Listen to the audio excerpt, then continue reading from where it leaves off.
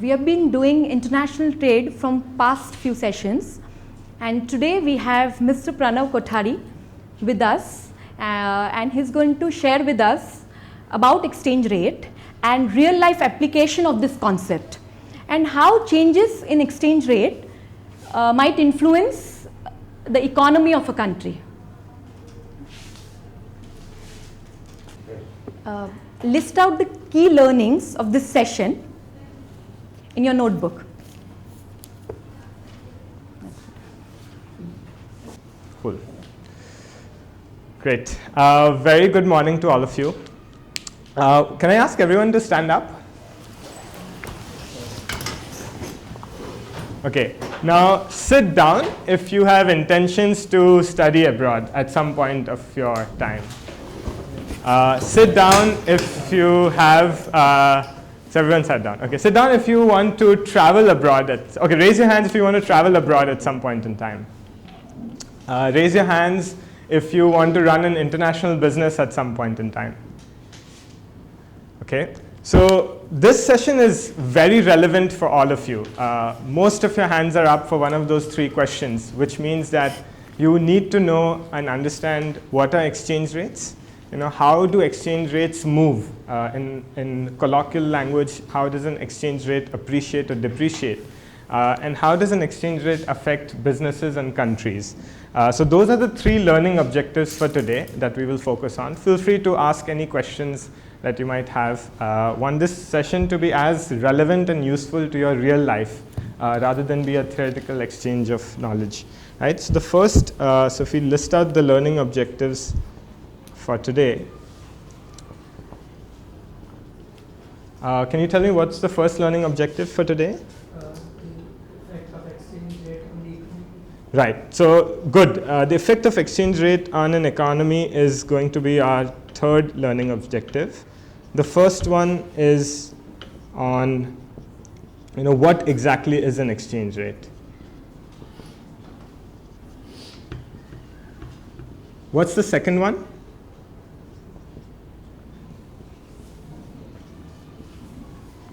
Anybody? Yes? Why are exchange rates important? Right. So what exchange rates, why are exchange rates important, we'll cover in the first half, and we sort of had some examples. The second one is around how do they appreciate or depreciate, right?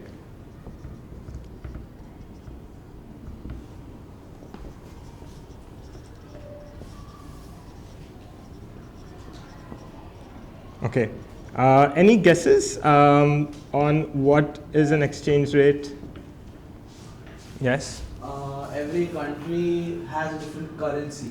Okay. As for example, India has rupees, US has dollars, Right. then European countries have euros. And in a country, you can only buy anything or sell anything in this currency of that country.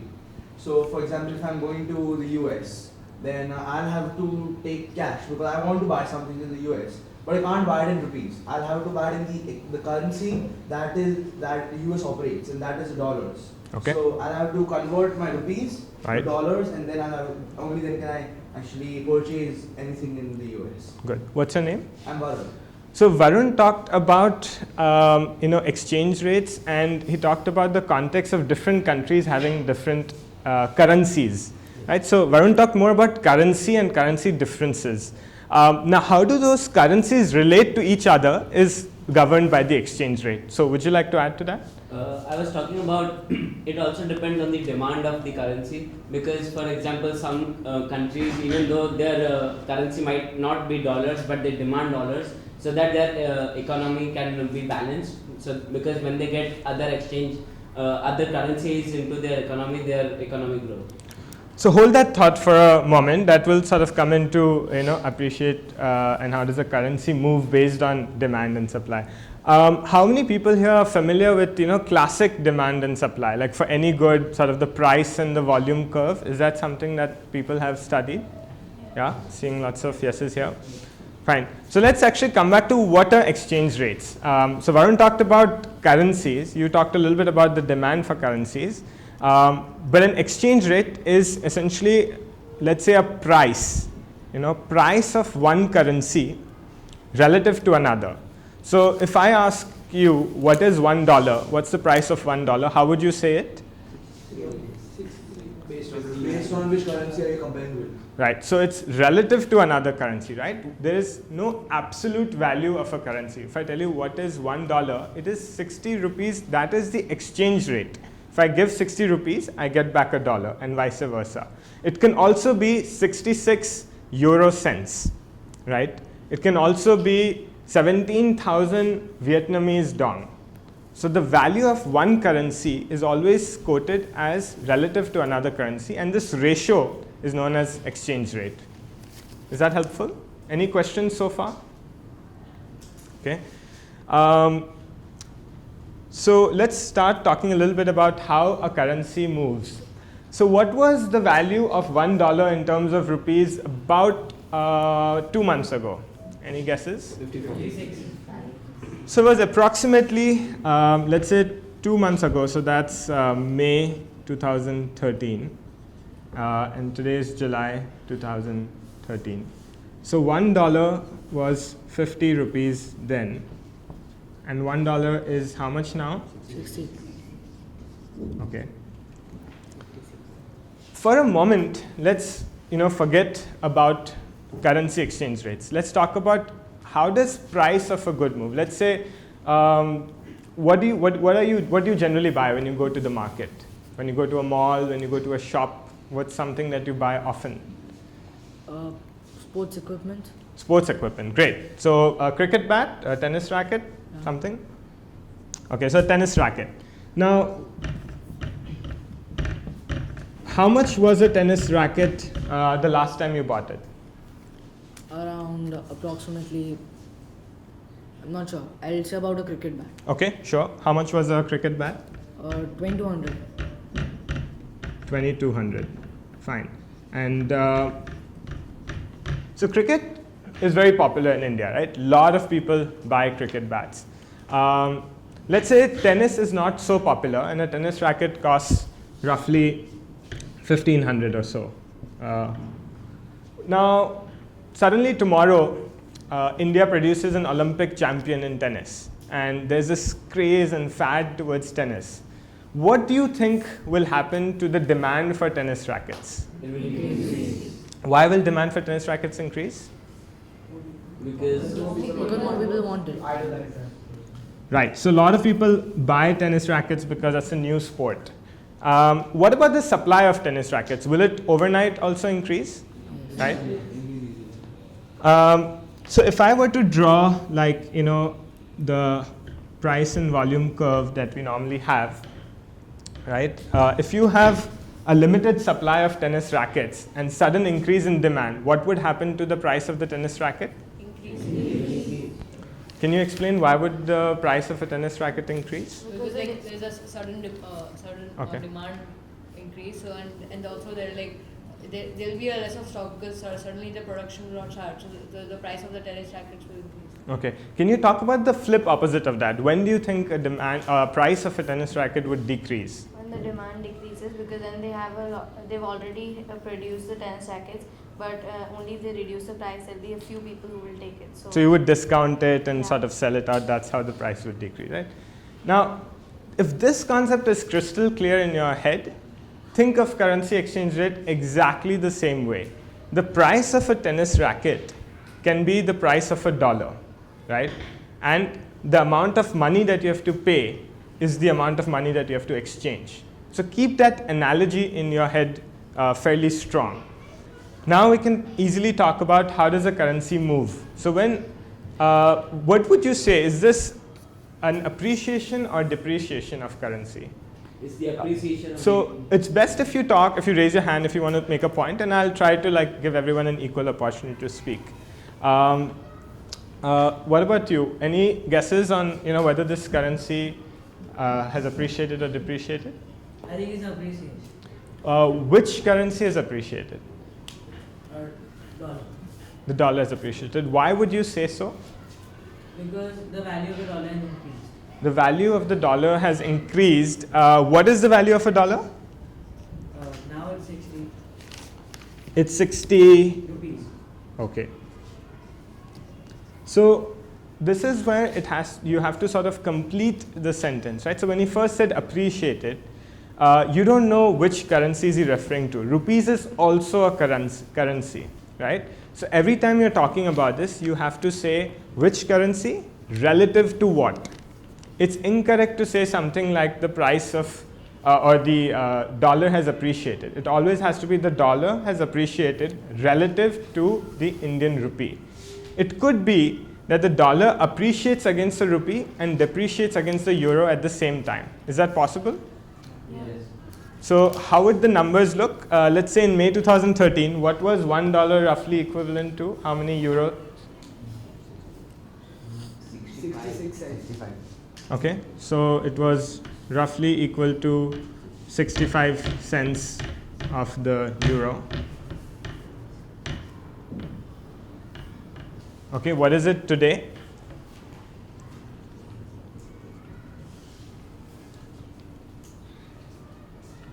Any guesses? 77. Okay, so let's say it is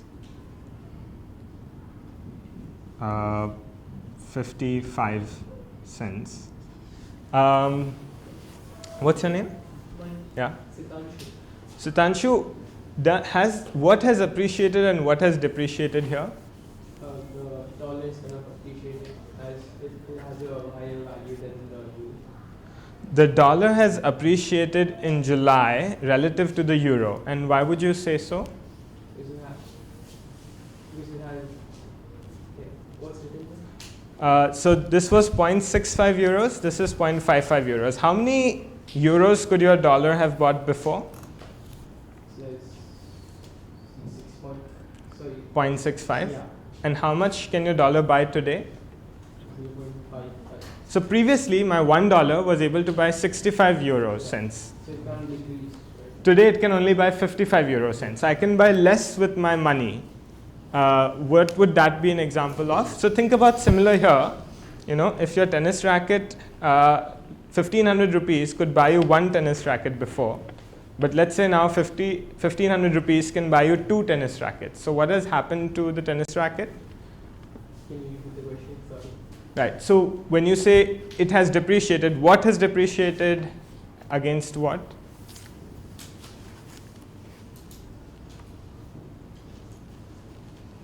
Someone can help Sitanshu? Yeah. What's your name? Yeah. Okay. Help Sitanshu. Just explain directly to Sitanshu or what has happened here. Yeah, okay. So what scenario we have got is a dollar. $1 is according to Indian rupees is 60 rupees. While 60 what? So we're talking about this case right now, Oh, right? So in that case, $1 first was 51 cents. And sorry, 65 cents. There it is 50 cents. So what we can say is that a dollar has depreciated compared to euros because first you could buy the same thing in 65, but now you can buy it 55. So it is depreciated. Anybody else wants to help explain? Yes. Yeah, it's the same thing like Akash told. So like over here we could buy only 65 cents with $1, but now in July we can buy even lesser. That means that euro has appreciated and dollar has depreciated. Does that make sense? If you had only $1, previously you could buy 65 cents of the euro. Now you can only buy 55 cents. You can buy less. Anytime you can buy less of a currency for the fixed amount of currency, that means your currency is weaker. You know, weaker is equal to sort of the depreciation side of things. When your currency becomes stronger, stronger is synonymous with the appreciation. Do keep in mind that this is a mirror opposite. So you can say the dollar has depreciated against the euro, and by necessary definition, the euro has appreciated against the dollar. Right? In this case, the dollar has appreciated against the rupee, and hence the rupee has depreciated against the dollar. So it is sort of antithetical and let's say opposite to each other. And now if I want to compare the rupee and the euro. Great. Can you tell me, based on just this information here, what would be the exchange rate between the euro and the rupee? everyone, potentially, take your notebooks, try to understand this. I'm okay if you discuss with one person sitting next to you. According to which case, the May or the So I want you to tell me, based on these two given information, so this is given, I want you to tell me 1 euro is equal to how many rupees in May, and 1 euro is equal to how many rupees in July. And then tell me what has appreciated and depreciated against each other.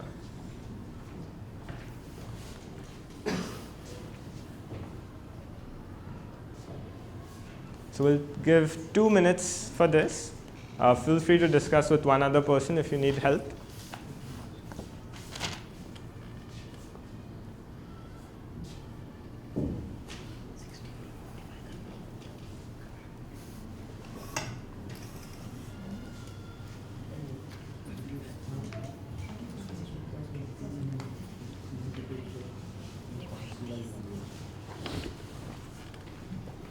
You have an answer?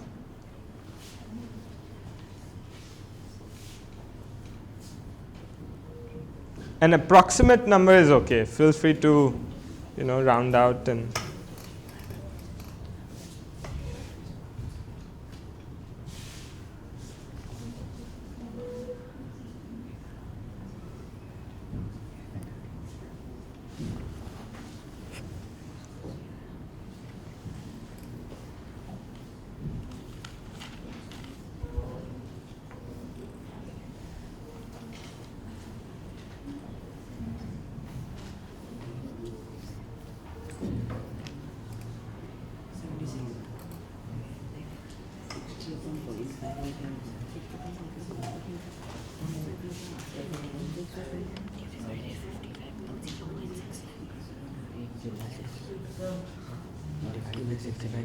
Yes? in May, 1 euro is equal to 76. Good. So 1 euro is equal to 76 rupees. And how did you get that? Can you explain to the rest of your class?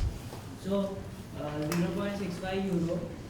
If, Okay. if $1 is equal if $1 is equal to 0.65 euro, Okay. then 0.65 euro would equal to 50 rupees. So you did $1 equals to 0.65 euros. Now you know that $1 is 50 rupees, Yeah. right? So what is the equation you got? You got 0.65 euros is equal to 50 rupees. So 1 is to how much? So 1 euro is how much? Right. So 1 euro is equal to, what did you do here? X. Okay. Then what did you So do? cross multiply 50 into 1 upon 0.65. Right. So you got something like this. And that gave you 76 rupees. Yeah, approximately. Make sure that all of you are keeping units in mind. Just like how you do the conversions from milliliters into liters, of meters into centimeters, it's very important to keep the units correct, otherwise you'd get very conflicted. Now, based on what one of your colleagues has helped you on, can you try and estimate what is 1 euro equal to in July? It's approximately around 100 rupees. Yeah. Do people agree with him? Yeah.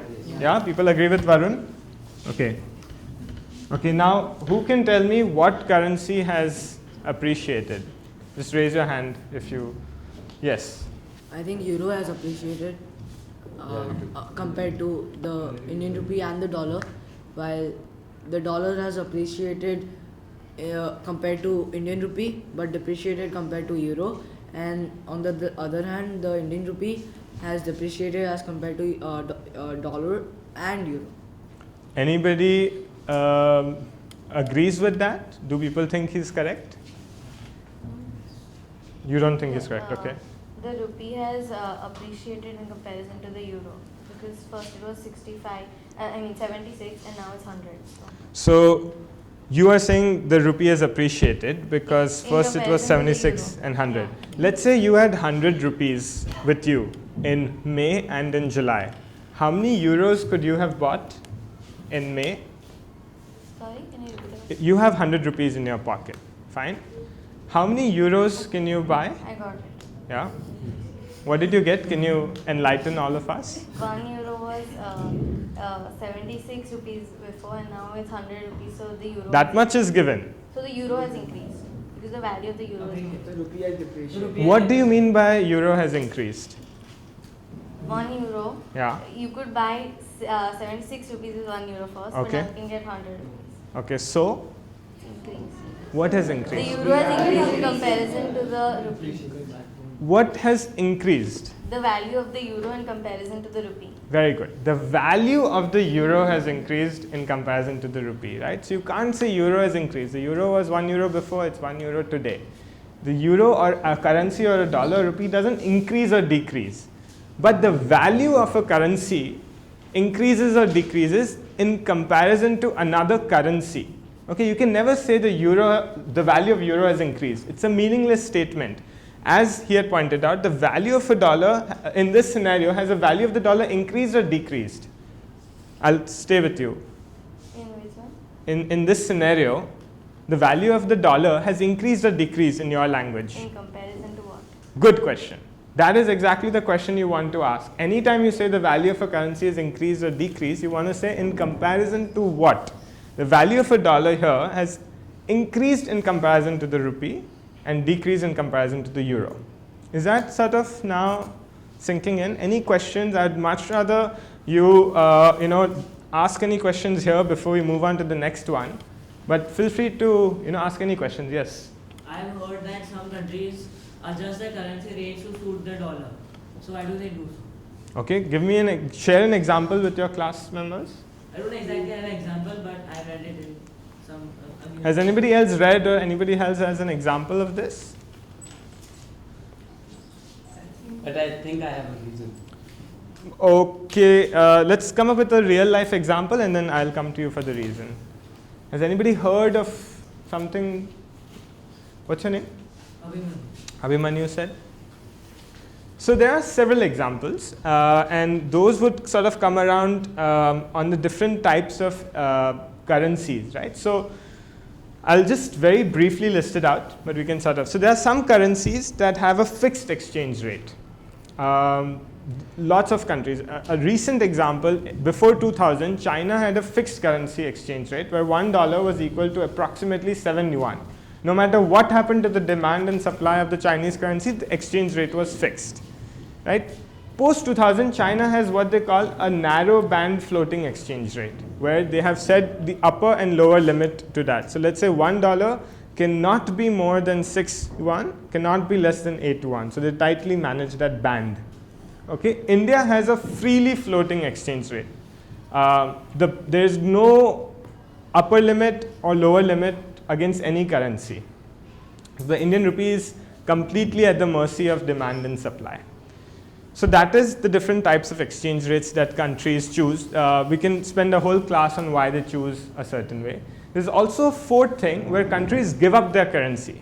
For example, Guatemala does not have a local currency. They use the US dollar. A lot of the Latin American countries don't have their own currency. They just use the US dollar, even day to day. So in those countries, it is possible to travel to that country and use your home currency because they don't have their own currency. And we'll sort of have another class on why they've chosen that. You want to share an example of why they do it? Yeah, because I feel they fear depreciation of their currency. So maybe to avoid that, they might just keep a fixed rate. And the other reason could be most of the exports nowadays that are happening is with respect to the dollar. So if any fall in exports or increase in imports will depreciate your currency, because of which your economy will be affected. So maybe they will fix their currency rate so that the economy is balanced. Okay, so thank you. What we'll do is we'll take each of those statements and understand in detail, and I might seek your help in doing that as well. Let's talk a little bit about, why don't you talk to one or two more people sitting next to you. Just sort of think for 2 minutes, what would happen? What do you think are some effects when a currency appreciates or depreciates against another currency? So think of yourself as an independent business owner. You run a factory. What do you guys like most? Clothes, shoes, tennis rackets? Pick one. Chocolate. So fine, great. You run a manufacturing facility that makes chocolates in India. That are, let's make it more interesting. You run a factory that makes chocolates that are sourced from cocoa that is grown in India. Fine. So you are a business owner. There are 2 or 3 partners. what would this cause, in terms of your Indian operations and your global operations? Just sort of freely think about for 2 minutes or so with your business partner. So your business partner is the person sitting to the left of you. I guess that doesn't work. So the two of you, the three of you, the three of you, three of you, two of you, two of you, two of you, the three of you, and two of you. Okay, you guys are your business partners. Think about what are some things that would happen when you.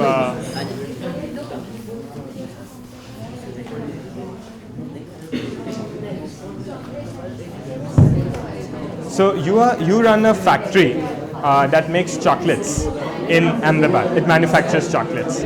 You sell these chocolates in India. You also export these chocolates outside of India. This happened. How would it affect your business? Yeah. In Ahmedabad.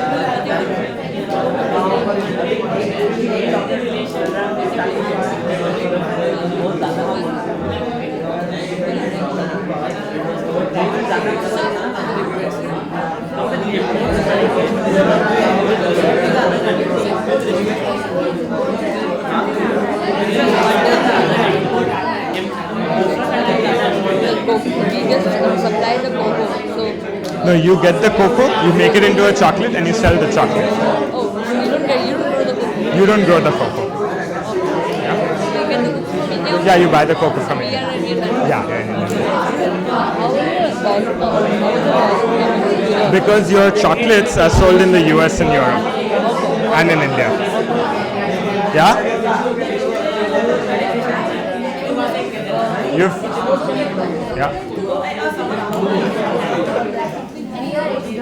Yeah, to US and Europe.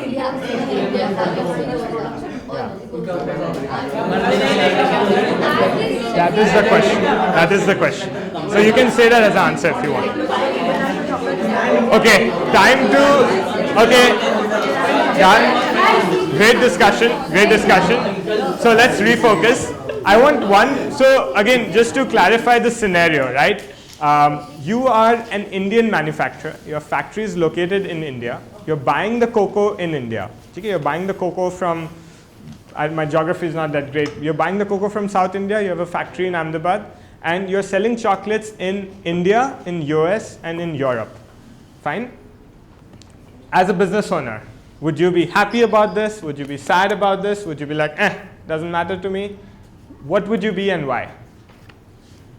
Let's hear from someone who hasn't spoken in the class so far. If you're not going to raise your hand, I'll volunteer you. All right, you're the lucky recipient. Tell me, what would you be happy, sad, indifferent?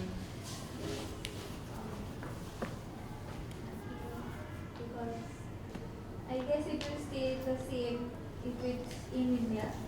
Okay. So your operations are in India. You're buying cocoa from India, you're manufacturing in India, and you're selling in India, US, and Europe. So if we export, it will If you export, your values will change. That is correct. Would you be happy or sad or indifferent about that? Let's make things easier. The price that you sell your chocolate is about 100 rupees for a bar. Okay, so your price is 100 rupees for a bar of chocolate. So, what? Are you going to throw a party today? You're going to be sad today? You're going to go home and sleep as you always did every day. There will be some change. That is great. What change and what direction? Tell me. What did you say? Sad. You will be sad, maybe. Why would you be sad?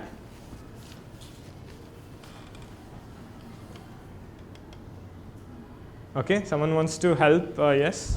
Yeah, the business matlab, means I'll be sad because I'll get less price according to before, means I was selling my chocolate for 100 rupees and I was getting more euros or US dollars before, but now I'm getting less money according to me.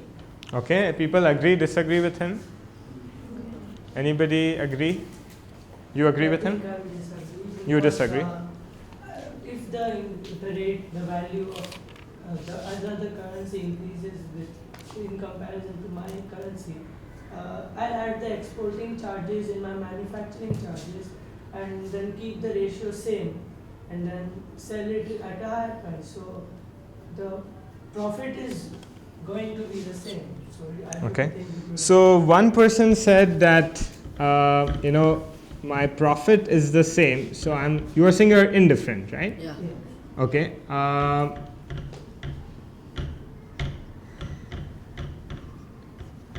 If I have to summarize what you said that you would be sad because you are now getting less rupees for your bar of chocolate. Okay, so some people are, let's make buckets. So let's say these are some reasons for indifference. This is a reason for being sad.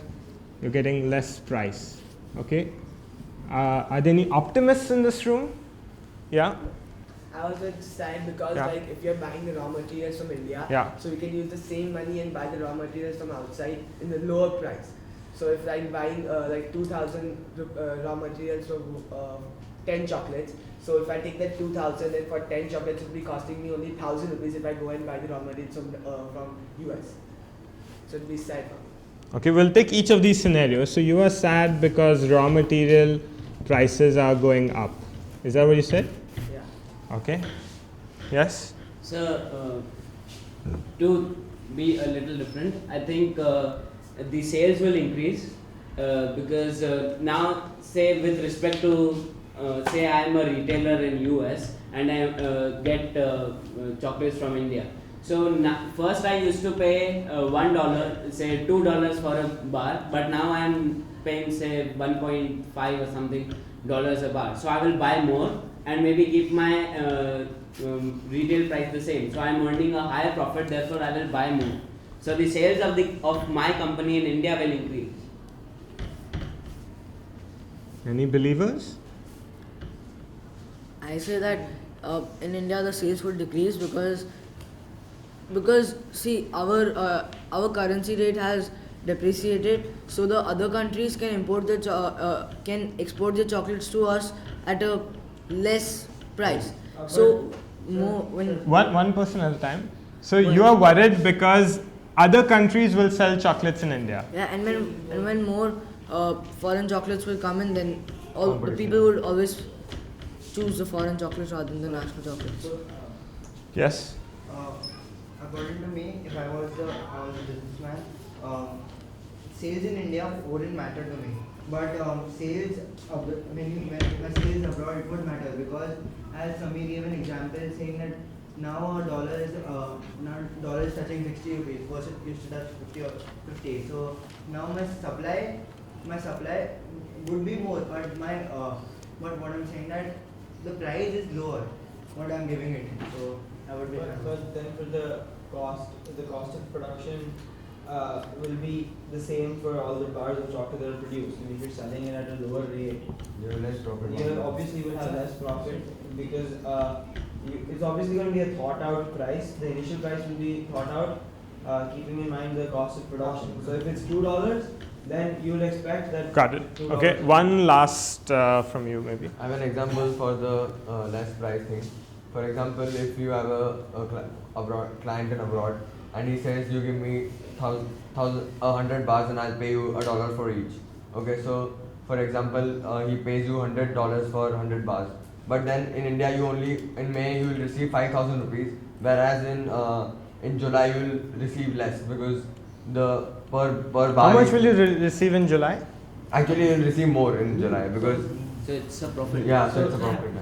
So you're happy, sad, or indifferent? You look sad, but what you're saying is happy. And then actually I'll be happy because he's paying more. Okay. So one more thing. Okay, so you are saying I'd be happy because my, what I'm getting, receiving is more, right? But if we come, Okay, so great conversation. What I want to do is add some level of numbers and actuals. You guys are speaking a little bit non-numeric. Let's just sort of talk a little bit about pricing and cost, right? So let's start with costs. What happens to your costs as a result of this 2-month change in exchange rates? No difference. Do people agree that there is no difference in costs? In the short run, in the immediate short run, is there any change in the way your costing is? Do you have to pay your people more because the dollar has gone up? Yeah, but Do you have to pay for cocoa more? In the short run. It relies on the demand. no, but everything So- is based in India only. No? Everything is based in India. So Yeah. We only sell, we only export. where are your costs based? Okay. See, before we get into costs, let's just quickly tell me what are your big buckets of costs. Your big buckets of costs are what? Labor, electricity, keep shouting. Raw material. Cocoa, machines, milk, Sugar. okay. Raw material. Okay. What happens to any of these prices that you're buying from India? Do the prices of them change? No. Does your cost change then? No. Does anybody still think there's a case for, in the short run, a cost increase? Right, so your costs remain the same. Fine. So someone said here that the manufacturing cost is the same. This hypothesis is correct. Let's talk about your revenues. And before that, we'll talk about revenues and two things. Right? What are revenues a function of? How do you know revenues? What are the two things you multiply for revenues? The selling. Selling trade into number of operators. Excellent. So you talk about price and you talk about volume. Let's talk about price. What is the price of your chocolate in the US in May? Right, so I'm going to make a matrix here. This is your pricing matrix. May, July, US, Europe, and India. And I want the price in the local currency as well as the Indian rupee. Fine? Okay. There are 12 boxes that I want you to fill. Take your pick. What is the price of your chocolate in US dollars in May? $2. Okay. What is the price of your US chocolate in rupees in May? 100. Okay. Keep going. US in July? 120. US dollars in July? 1 point. So the retailer there is still likely to sell it at $2, right? They're not going to change the price because for that market, it's not going to make a function. They're still going to sell the chocolate at $2. How much would you receive now? 120. Okay. So what has happened to your price for you as a manufacturer? What is sort of the receivables that you're getting? We are receiving more. Receiving more, right? So that's a happy scenario, right? So there's someone who said you're receiving more money for the same amount of chocolates, and so that assumption is also correct. But for the US, let's see what happens in other countries. What's the price of your chocolate in Europe? In May, Yeah, 1.2, 1.3. 1.3. 1.3 euros. right, 1.3 euros. How much rupees? 1.1. Oh. 100. 76. 100. Correct. That's common. How much in July? 1.3 only, we'll 1.1. keep it 1.3. How many? We can keep it 1.3 only, no? No. Think about, 1 euro. 1 euro. right, so he's still going to sell at 1.3 euros, what he was selling in May. How much rupees are you going to get? 130. No, babe. 130. You'll receive less. How many rupees? 1.3 to 100. 130. 130. How did you get to 130? 130. 130, sir. No. How did you get there? 1.3 into 100. 0.5. So 1 Correct. euro equals to 1.3. 1 Right. euro is equal to 100. Yeah, 130 is 100. So are you going to be happy or not? Happy. Right? You are happy here as well. Now what happens in India? What was the price of your chocolate in India? 100. In Indian rupees? in July? So Indifferent. right? Now, it could have been, if you were a US manufacturer, what would happen is that in Europe, you would be sort of. Sad. Okay, good. Tell me, if you are a US manufacturer, how would this table have been different? You would be sad. You would be sad because You'll be You'd be happy. completely sad, completely happy, completely. You'll be like equal. You'll be equal because So this is your homework for today. Just replicate the scenario where you are based in the US and think about whether you're going to be happy, sad, or indifferent in each of the three scenarios. So that's the homework. Submit it to Manisha ma'am tomorrow. Fine, and that will be good. If you can get that answer right, you've more or less grasped a good understanding of how a change in exchange rate is sort of affecting operations for a business in a particular country. So I'm going to take a minute here. I'm going to wait. I'm going to let this knowledge sink in. If you have any questions, feel free to ask. Otherwise, just to recap what we learned today, we learned what are exchange rates and why are they important, right? So we started by all of you wanting to travel abroad, study abroad, do business abroad. You need to know what are exchange rates and how do they affect your business. Then we moved into how do currencies appreciate and depreciate. A quick analogy to a tennis racket, to a classic good, anything, price volume. So currency exchange rate, nothing to be scared about. It's the exact same way any other goods, price and volume, right? And we talked about what are effects of exchange rates on a business. We didn't talk about the government, we didn't talk about the economy, but we talked about how the exchange rates affect, business and economy. Good. Any questions? Yes? Would the costs include the exporting costs or the custom duty? That would be the same, pretty much. If it is sort of different, then that would come into the picture, yes. But you might not have, like your shipping cost may be the same. Fine. So it's a good, simplistic introduction to exchange rates and how they move. Thank you so much for your time and attention. You've been a very participative group. I love the discussions that you have had. And good luck for the next class. Thank you. Okay. Your key takeaways from the session, which you were not clear earlier, but now you're getting a clarity of it. You're clear more with this concept. Yeah. So if you have three currencies, and I have been given the relation with of the first one to the second and the first to the third, how will I relate the second to the third one? So You got the clarity? Yeah. You were able to connect it. I was able to connect different currencies. Okay. The values of different currencies. Okay. So Also, different currencies are affected by a singular currency. For example, the exchange rate of one currency will affect another currency. So the relationship between different economies will affect eventually the currencies. Masu? Same thing, I think so. Like if one currency gets depreciated, appreciated, it will not only affect two currencies but even the third one, because there's some interconnection between all of them. Good. I didn't know the entire topic, But from this session, yeah, I think I understood. all of it. the basic concept of exchange rate, Yeah. at least, Sambika? Yeah. Yeah. Yes, Abdul? I think how it affects businesses as well.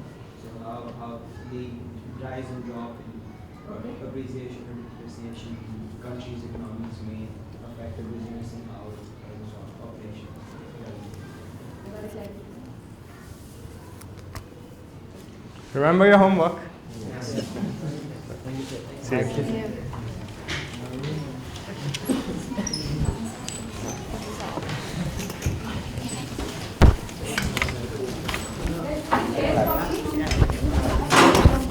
You guys are so mean. Oh, Samir, mic test. Check. One, two, mic test.